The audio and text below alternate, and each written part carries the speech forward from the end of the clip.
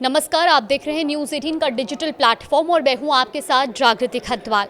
मध्य प्रदेश की दतिया विधानसभा सीट पर हुए उपचुनाव का परिणाम आ गया है और इस चुनाव में कांग्रेस के घनश्याम सिंह ने बीजेपी के आशुतोष तिवारी को 6016 वोटों से हराकर जीत दर्ज की है। 30 जुलाई को हुए मतदान में इस सीट पर 71.44% मतदान हुआ था और चुनाव में कुल 21 उम्मीदवार मैदान में थे। मुख्य मुकाबला कांग्रेस और बीजेपी के बीच माना जा रहा था, लेकिन नतीजों के बाद तीसरे स्थान पर रही आजाद समाज पार्टी भी चर्चा का बड़ा विषय बन गई है और वो क्यों, वो भी आपको बताएंगे। देखिए, सबसे पहले आपको बताते हैं कि आखिर दतिया में उपचुनाव क्यों हुआ।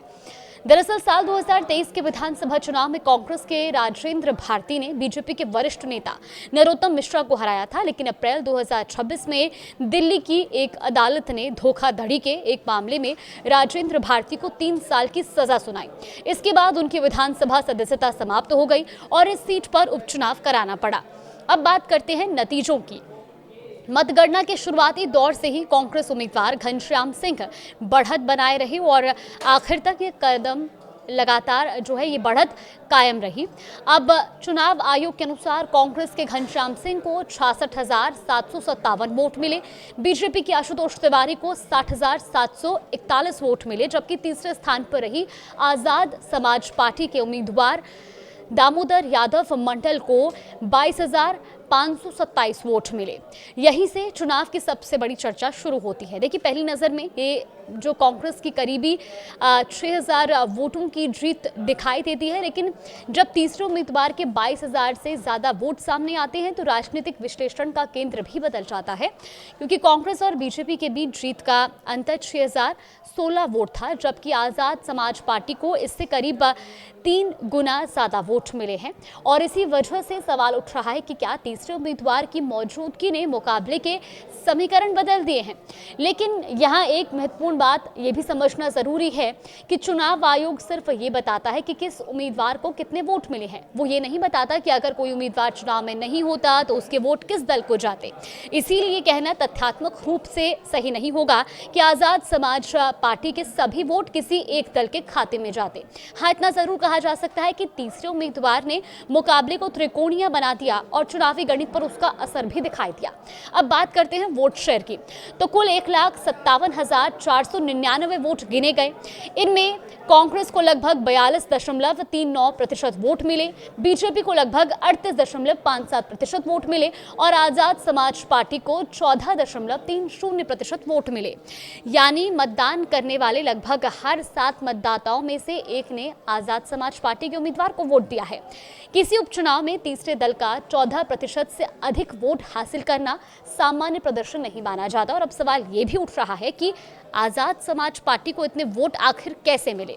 देखिए, राजनीतिक विश्लेषणों के अनुसार पार्टी ने दलित मतदाताओं के साथ साथ यादव समुदाय के वोटों तक भी पहुंच बनाने की कोशिश की। हालांकि ये कहना संभव नहीं है कि पार्टी को मिले सभी वोट किसी एक समुदाय से आए, क्योंकि निर्वाचन आयोग जातिवार मतदान का डेटा जारी नहीं करता। स्थानीय राजनीतिक आकलनों में दतिया में अनुसूचित जाति के मतदाताओं की संख्या करीब 58 से 60,000 बताई जाती रही है, लेकिन यह आधिकारिक आंकड़ा नहीं है।